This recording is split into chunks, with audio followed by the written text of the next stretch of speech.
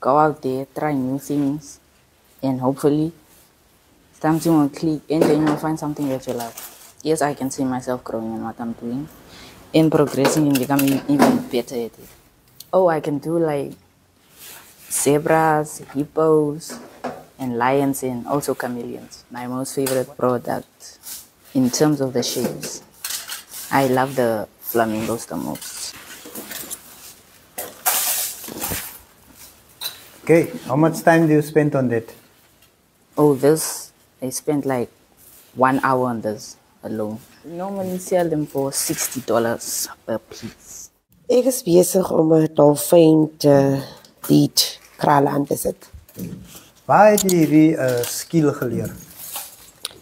Ek het dit by 'n kursus wat ons bygewoon het, is 'n maand of so terug gelede. 5 dae kursus. Het ons dit geleer.